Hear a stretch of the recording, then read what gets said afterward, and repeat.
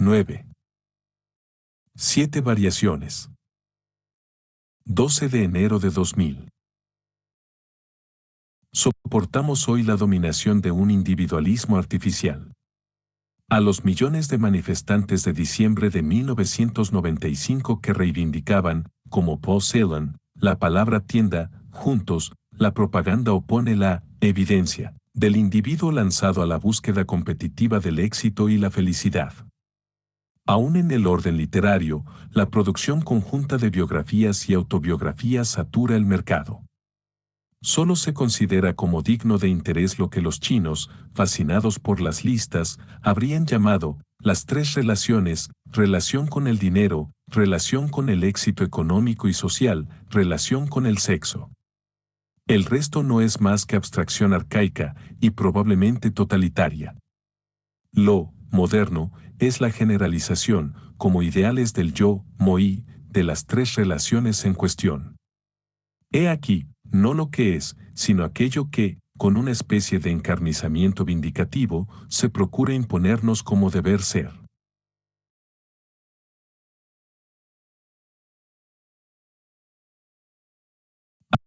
Al menos podemos ser conscientes de que esa propaganda, lejos de volver, como pretende, a una naturaleza de las cosas y los sujetos democráticamente inscripta en los media, es un forzamiento llevado a cabo a través de una inversión, de una extraordinaria brutalidad, de todo lo que el siglo deseó e inventó. En efecto, la corriente de pensamiento que identifica la época que termina y cualesquiera hayan sido sus variantes, a menudo violentamente enfrentadas, ha sostenido que toda subjetivación auténtica es colectiva y toda intelectualidad viva es construcción de un nosotros. Es que para esa corriente un sujeto es, por fuerza, evaluable en función de una historicidad o capaz de hacer resonar, en su composición, el poder de un acontecimiento. Esa es una de las formas de lo que he llamado pasión de lo real, la certeza de que, procedente de un acontecimiento, la voluntad subjetiva puede realizar en el mundo posibilidades inauditas, que muy lejos de ser una ficción impotente, el querer, 41. Afecta íntimamente lo real.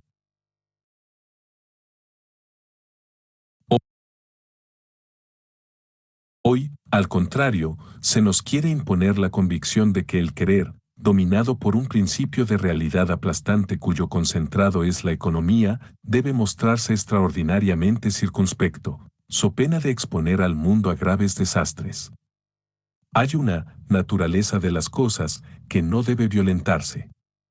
En el fondo, la filosofía espontánea de la propaganda modernizadora es aristotélica, que la naturaleza de las cosas despliegue sus propios fines. No hay que hacer, sino dejar hacer. Es de imaginar la distancia que la separa de la conciencia de quienes cantaban, bajo las banderas rojas, cambiemos el mundo de base. Si se cree que el mundo puede y debe cambiar absolutamente, que no hay naturaleza de las cosas que deba respetarse ni sujetos preformados que sea necesario mantener, se admite que el individuo puede ser sacrificable.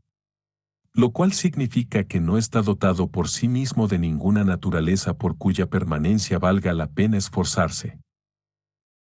A partir de ese motivo de la no naturalidad del sujeto humano y, en resumidas cuentas, de la inexistencia del hombre y por lo tanto de la vacuidad de los derechos del hombre, querría proponer hoy algunas variaciones. Variación 1, filosófica. En formas muy diversas, entre las décadas de 1930 y 1960 los filósofos trabajaron la idea de que lo real de un individuo, su constitución como sujeto, es completamente modificable. Se trataba, desde luego, de una suerte de acompañamiento filosófico del tema del hombre nuevo. Por ejemplo, uno de los primeros textos de Sartre, La trascendencia del ego, despliega la intuición de una conciencia constituyente abierta, cuyas concreciones como yo, moi, o como ego, y por ende como individuo identificable, solo son exterioridades transitorias. El ser inmanente de la conciencia no se capta en la trascendencia o la objetividad identificable del yo, moi. Más adelante, Sartre extraerá las consecuencias ontológicas rigurosas de esa intuición, cuando plantee que el ser de la conciencia es nada, lo cual quiere decir libertad absoluta, y haga así imposible toda idea de una naturaleza subjetiva. En el psicoanálisis, y sobre todo en su recreación encarada por Lacan, el yo, moi, es una instancia imaginaria y el sujeto como tal tampoco puede ser una naturaleza o un ser, pues está, y esto es lo que significa, inconsciente, es centrado con respecto a su propia determinación. 42. Lacan denomina otro el punto de centramiento, de modo que todo sujeto es como la alteración de sí. O, como lo había anticipado Rimbaud, yo es otro. También en este caso es imposible pensar al individuo como naturaleza objetiva. Al innovar en materia de teoría del sujeto, el siglo piensa a este último como distancia con respecto a sí mismo, como trascendencia interior. En mi propia doctrina, el sujeto depende de un acontecimiento y solo se constituye como capacidad de verdad, de manera que, al ser su materia, un procedimiento de verdad o procedimiento genérico, el sujeto no es Nacher el Isabel de ninguna manera. En el léxico de Sartre, se dirá que el sujeto no tiene esencia, tal es el sentido de la famosa fórmula, la existencia precede a la esencia. En el léxico de Lacan, se dirá que un sujeto solo se identifica con el punto de la falta, como vacío o falta en ser. Si el sujeto se constituye como falta en ser, la cuestión de su real sigue abierta, pues ese real no es una esencia ni una naturaleza. Es posible sostener entonces que un sujeto no es sino que adviene, en ciertas condiciones, allí, diría Lacan, donde eso falta. El imperativo de Nietzsche, deviene aquel que eres, encuentra aquí un eco a su medida. Si es preciso devenir sujeto es porque uno no lo es. Aquel que eres, como sujeto, no es otra cosa que la decisión de devenirlo. Como ven, se esboza a la sazón el lazo entre la tesis de que un sujeto no es del orden de lo que es sino de lo que ocurre, del orden del acontecimiento, y la idea de que se puede sacrificar al individuo a una causa histórica que lo supera. Ese lazo consiste en que, de todas maneras, puesto que el ser del sujeto es la falta en ser, un individuo solo puede contar con atribuirse algún real subjetivo si se disipa en un proyecto que lo supera. Por eso, nosotros, construido en ese proyecto es lo único verdadera y subjetivamente real para el individuo que lo sostiene. El individuo, en rigor, no es nada. El sujeto es el hombre nuevo, que se ubica en el punto de la falta en sí. Por lo tanto, el individuo es en su esencia misma la nada que debe disiparse en un nosotros sujeto. El reverso afirmativo de esa evidencia sacrificial del individuo es la inmortalidad del nosotros, construido por una verdad, y cuyo soporte, así como lo que está en juego en él, es el hombre nuevo. Nosotros, es inmortal en cuanto existe no según una naturaleza perecedera, sino según una ocurrencia eterna, eterna como el tiro de dados de Mallarmé. Variación 2, ideológica. ¿Cómo reorganizó el siglo los tres grandes significantes de la Revolución Francesa, libertad, igualdad, fraternidad? La tesis hoy dominante, bajo el nombre impuesto de democracia, es que lo único que cuenta es la libertad. Libertad, por lo demás, tan afectada por el desprecio que recae sobre los otros dos términos, la igualdad es utópica y antinatural, la fraternidad conduce al despotismo del nosotros, que resulta puramente jurídica o reguladora, libertad de hacer todos las mismas cosas, de acuerdo con las mismas reglas. La libertad así concebida fue objeto de una denigración constante durante el pequeño, en el sentido de breve, siglo XX, extendido desde 1917 hasta 1980. Se la denominaba libertad formal y se le oponía la libertad real, adviértase la pertinencia del adjetivo. Libertad formal quiere decir Libertad que no se articula con un proyecto global igualitario ni se practica subjetivamente como fraternidad. Durante el siglo, la igualdad es la meta estratégica. Políticamente con el nombre de comunismo, científicamente con el nombre de axiomática, artísticamente bajo el imperativo de la fusión del arte y la vida, sexualmente como amor loco. La libertad, como poder ilimitado de lo negativo, se presupone pero no se tematiza. En cuanto a la fraternidad, es simplemente lo real mismo, única atestación subjetiva de la novedad de las experiencias, porque la igualdad sigue siendo programática y la libertad, instrumental. Insisto, la fraternidad es la manifestación real del nuevo mundo y por consiguiente del hombre nuevo. Lo que se experimenta en el partido, la acción, el grupo artístico subversivo, la pareja igualitaria, es la violencia real de la fraternidad. ¿Y cuál es su contenido si no la aceptación de la preponderancia del nosotros infinito sobre la finitud del individuo? Eso es lo que designa la palabra, camarada, casi caída en desuso. Es mi camarada aquel que, como yo, solo es sujeto por pertenecer a un proceso de verdad que lo autoriza a decir, nosotros. Por eso sostengo que en todo esto no se trata en modo alguno de utopía o ilusión. El dispositivo de emergencia del sujeto está sencillamente completo.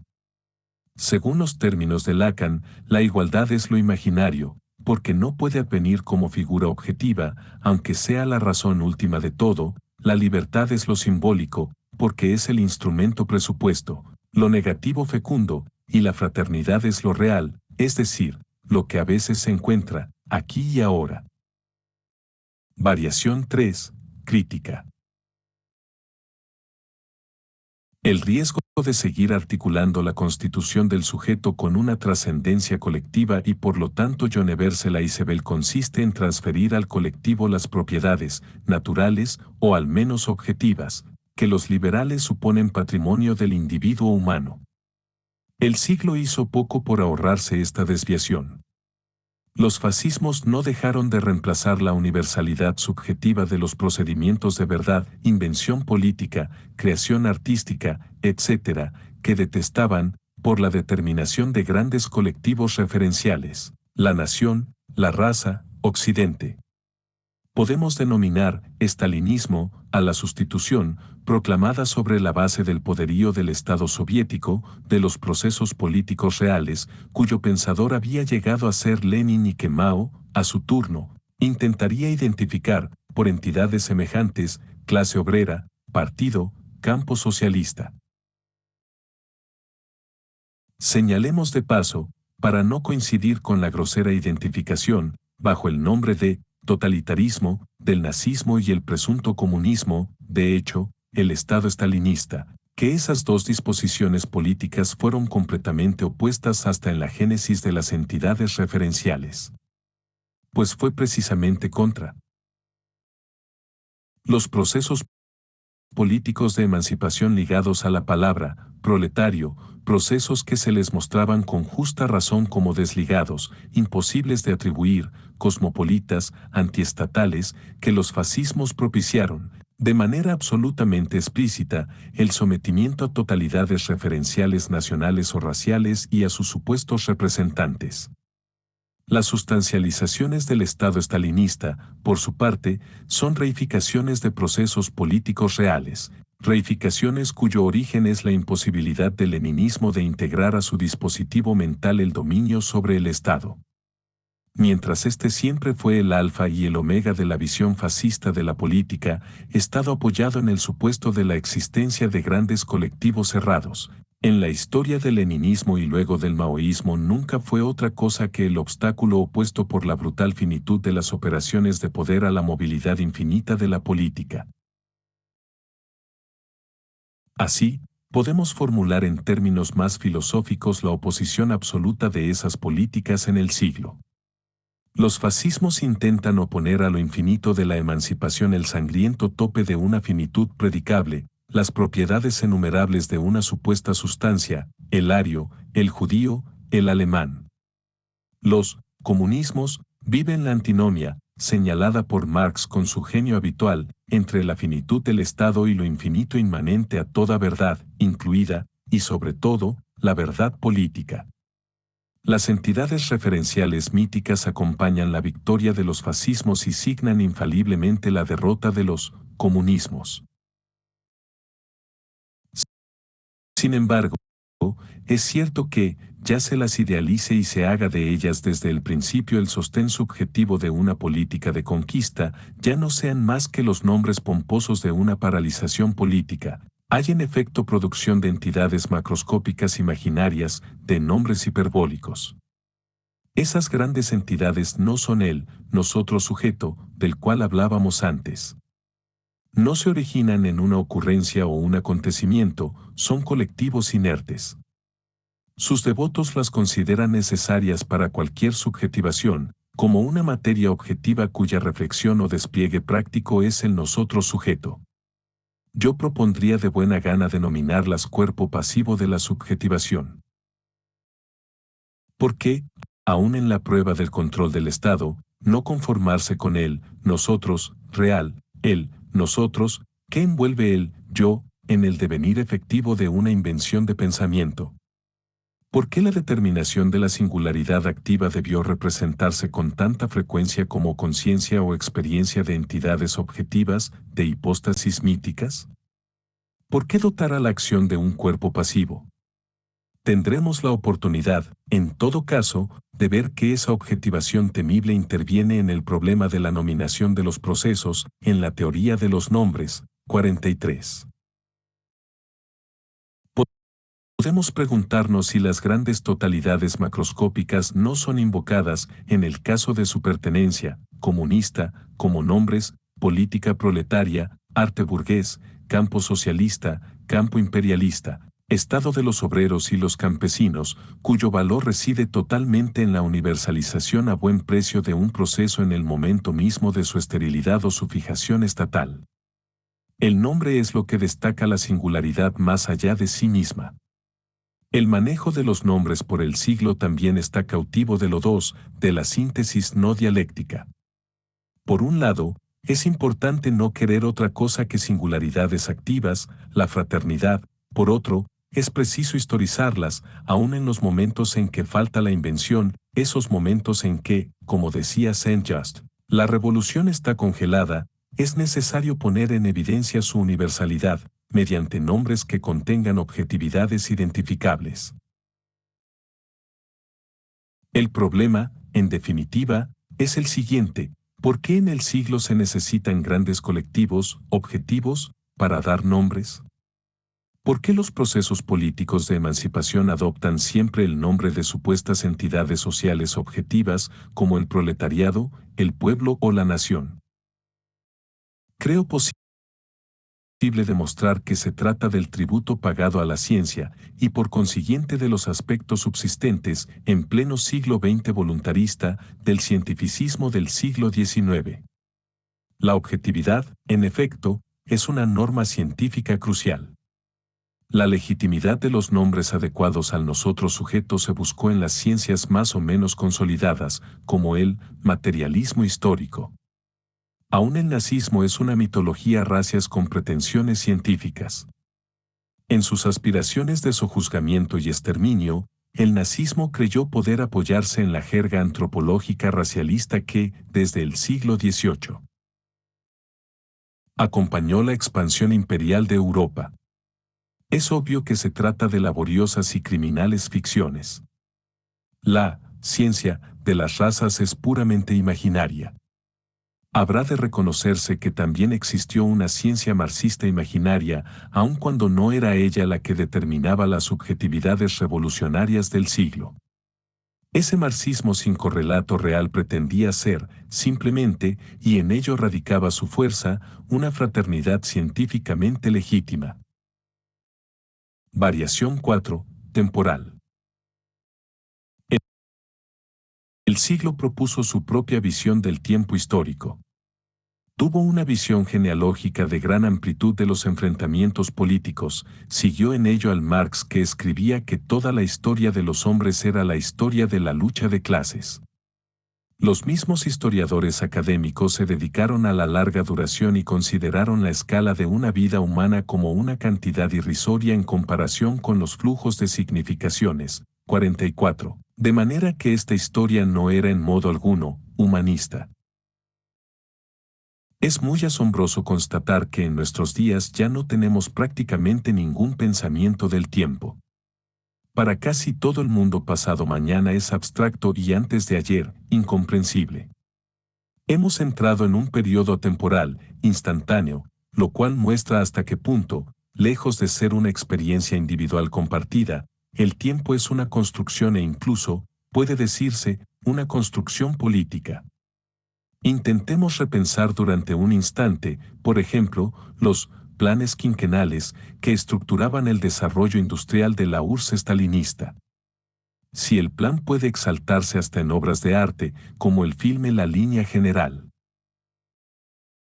De ahí, Eisenstein, es porque más allá de su significación económica, además dudosa, como es sabido, la planificación designa la intención de someter el devenir a la voluntad política de los hombres. Los 5 años del plan quinquenal son algo muy distinto de un número, son una materia temporal en la cual se inscribe, día tras día, la voluntad colectiva. Son, en rigor, una alegoría, en y por el tiempo, del poder del nosotros. Todo el siglo, de diversas maneras, pretendió ser un siglo constructivista, lo cual implica la puesta en escena de una construcción voluntaria del tiempo. Hubo el tiempo inmemorial del campesinado, que era un tiempo inmóvil o cíclico, un tiempo de labor y sacrificio, apenas compensado por el ritmo de las festividades. Hoy sufrimos el par del frenesí y el descanso total. Por una parte, la propaganda dice que todo cambia minuto a minuto, que no tenemos tiempo, que es preciso modernizarse a toda marcha, que vamos a perder el tren de Internet y la nueva economía, el tren del teléfono celular para todos, el tren de los accionistas innumerables, el tren de las stock options, el tren de los fondos de retiro, y no sigo. Por otra parte, ese alboroto disimula mal una especie de inmovilidad pasiva, indiferencia, perpetuación de lo que hay. El tiempo es entonces un tiempo sobre el cual la voluntad, individual o colectiva, no tiene ninguna influencia.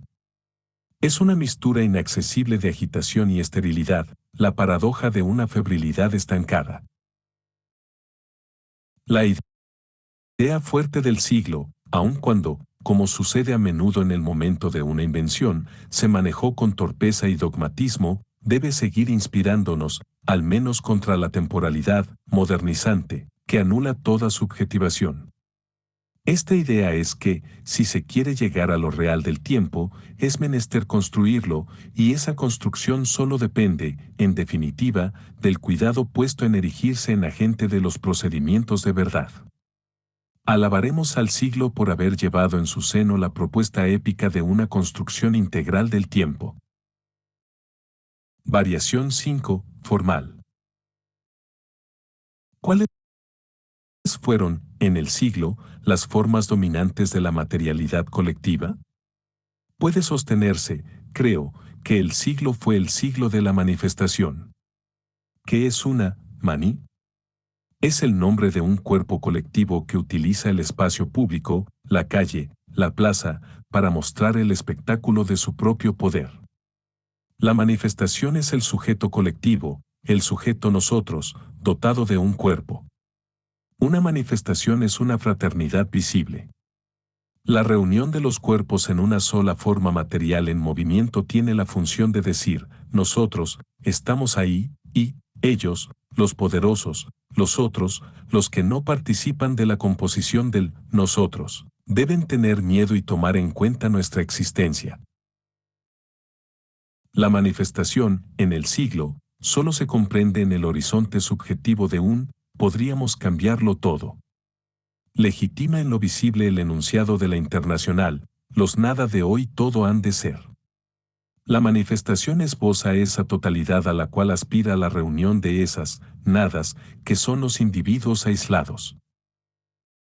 El siglo ha sido el de las manifestaciones, atravesadas de manera perdurable por la figura insurreccional de la política. La insurrección es la fiesta final del cuerpo del que se ha dotado el nosotros, la acción última de la fraternidad. Sí, la concepción que el siglo se hizo de la fiesta, al inscribirse en el paradigma de la manifestación y la insurrección, sostenía que ella debía, en todo caso, interrumpir brutalmente el régimen ordinario de las cosas. Hoy la fiesta, consensual y sin peligro para nadie, es de manera ejemplar lo que nos aparta de toda inquietud política. Vemos a expertos gubernamentales de semblante preocupado informar que el pueblo demanda signos festivos fuertes. Vemos a diarios serios comparar los festejos por la victoria de Francia en la Copa del Mundo de Fútbol con las manifestaciones por la liberación de París en 1945. ¿Por qué no con la toma de la Bastilla o con la Larga Marcha? Digamos que en nuestros días la fiesta nombra algo que se asemeja a una contramanifestación. El filósofo debe recordar aquí que manifestación es una palabra hegeliana, una palabra de la dialéctica, que designa la salida de sí de una realidad cualquiera. Una de las tesis fundamentales de Hegel sostiene que el manifestarse es la esencia del ser. 45. La esencia de la esencia es el aparecer. En este aspecto, el siglo, tan profundamente antidialéctico en otros sentidos, ha sido dialéctico. Para una fraternidad, cualquiera sea, y por lo tanto para un nosotros sujeto en vías de constitución, manifestar es manifestarse. El ser del nosotros se muestra, pero también se agota en la manifestación. Hay una gran confianza dialéctica en esa mostración. Es que, a la postre, el nosotros no es otra cosa que el conjunto de sus manifestaciones. En ese sentido, lo real del nosotros, que es lo real a secas, es accesible a cada cual en y por la manifestación. A la pregunta, ¿qué hay de real?, el siglo responde, manifestar. Lo que no manifiesta no es. Variación 6. Crítica otra vez. Una de las grandes debilidades del siglo en materia de pensamiento, en todo caso, una zona de incertidumbre, es que se dio una concepción representativa de la legitimidad.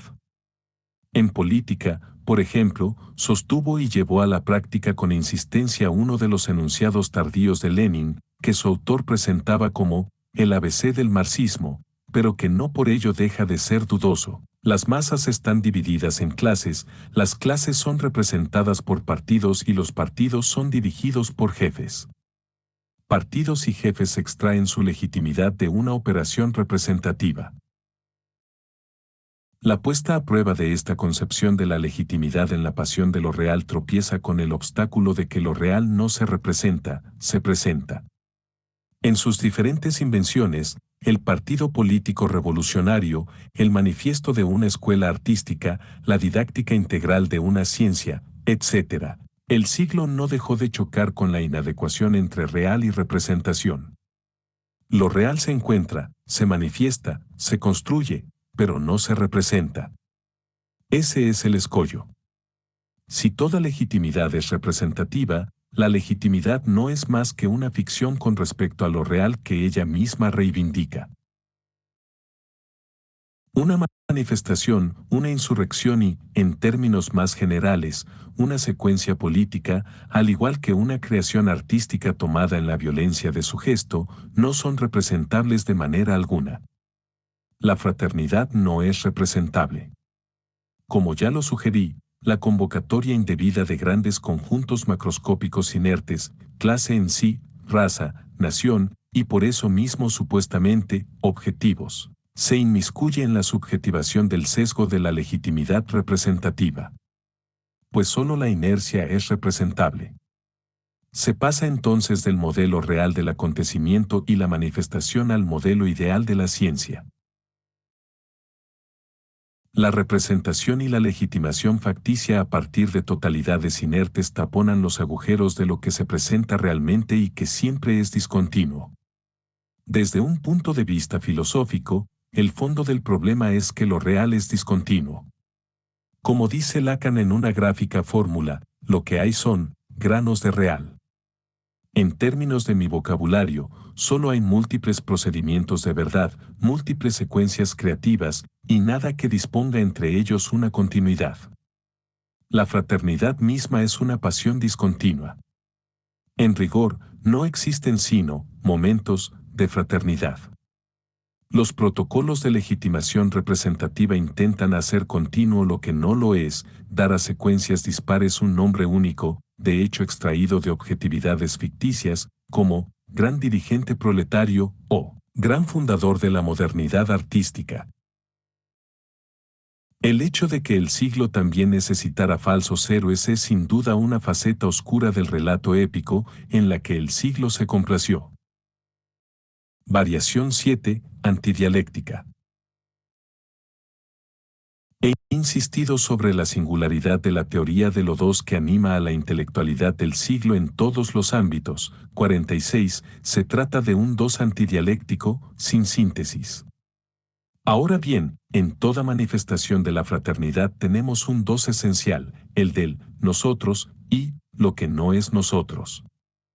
El siglo hace que se enfrenten dos maneras de concebir lo que no es nosotros. O bien se ve en él una amorfia multiforme, una realidad no organizada, o bien otro, nosotros. Un sujeto exterior y por lo tanto antagónico. El conflicto entre estas dos concepciones es fundamental y organiza la dialéctica de la antidialéctica. En efecto, si él, nosotros, se relaciona exteriormente con lo informe, su tarea consiste en formalizarlo. Toda fraternidad es entonces el momento subjetivo de una, puesta en forma, de su exterioridad informe. Se aducirá, por ejemplo, la necesidad de que el partido conquiste a los indiferentes. Se dirá que la izquierda debe unificar el centro para aislar a la derecha o que una vanguardia artística debe encontrar las formas de una llegada sensible a todos. Pero el siglo se ve a la sazón como un siglo formalista, en cuanto todo sujeto nosotros es una producción de formas. Lo cual quiere decir, en definitiva, que el acceso a lo real se da a través de la forma, como sin lugar a dudas lo pensaron, justamente, el Lenin de ¿qué hacer? El partido es la forma de lo real político, y los formalistas rusos luego de la revolución, así como los matemáticos de la escuela Bourbaki o, según lo hemos mostrado, Brecht y Pirandello. Por el contrario, si él, lo que no es nosotros, ya está obligatoriamente siempre formalizado como subjetividad antagónica, la tarea primera de toda fraternidad es el combate, con el objetivo de destruir al otro.